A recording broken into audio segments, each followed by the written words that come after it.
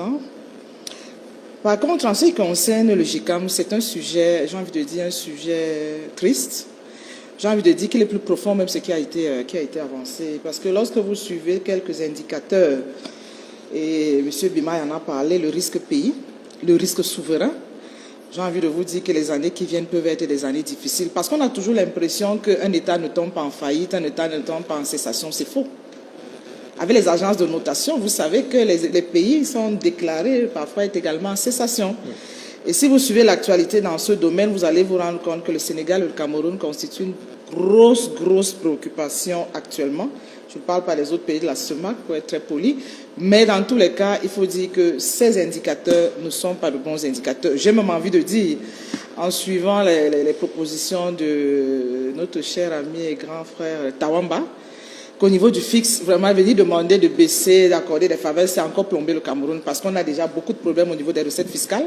Il sera difficile d'engager également une réforme qui tend à baisser à nouveau ces recettes fiscales.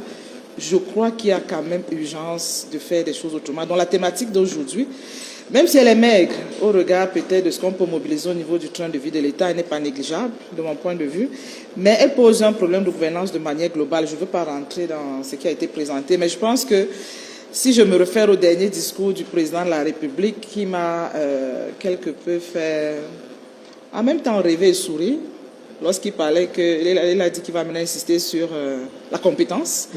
Alors on pourrait se poser la question de savoir qu'est-ce qui était le fondement avant si ce n'était pas la compétence. Et effectivement, peut-être en termes de priorité, c'était d'abord la politique, parce qu'il faut remarquer, si je prends seulement le secteur des entreprises publiques, tous les PCA, tous les DG, tous les DGA sont du parti au pouvoir, sauf le PCA, la SLC, M. Lipote. Une hyperpolitisation. Ça veut donc dire qu'à un moment donné et pendant plusieurs années, il y a d'ailleurs des études qui ont été menées là-dessus, l'élément central pour faire partie de l'équipe du président de la République, c'était le parti au pouvoir et l'aspect communautaire. Ça a été le marqueur des 43 dernières années. Est-ce que ce discours marque une fracture? Ça, c'est un débat qu'on peut avoir et peut-être les prochaines décisions vont nous en dire plus. Mais quand on voit ce qui s'est passé au niveau des élections régionales, il n'y a pas vraiment raison de beaucoup espérer. Si je prends seulement le cas des femmes et des jeunes, qui avait été la grande déclaration, ce n'était pas la première, mais ça semblait être la grande déclaration des grandes espérances. On a vu à la prestation de serment, à un moment aussi important, c'est vrai qu'il avait déjà fait également d'autres prestations de serment, mais on espérait, comme le slogan le disait, on a vu avec les régionales que ça n'a pas été le cas.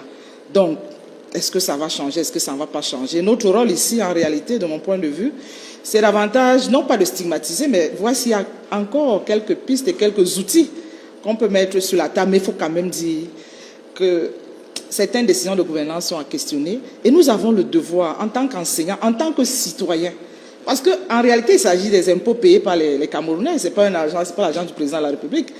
Même par respect pour lui, on peut avoir quelques réserves, mais quand à un moment donné, ça ne va pas, même ces décisions posent problème. Et ces décisions ont un impact au plan économique et un impact qui commence à être véritablement grave. Bon, maintenant, il a dit qu'il va insister sur la compétence. Ça veut dire qu'il change d'invariant. À l'époque, c'est qu'il fallait être membre du RDPC ou alors, en appliquant l'équilibre régional, il fallait tenir compte. Peu importe sa compétence. Non, oui, en tout cas. Peu importe la compétence. C'est ce qui semblait transparent. Et maintenant, il dit que c'est la compétence.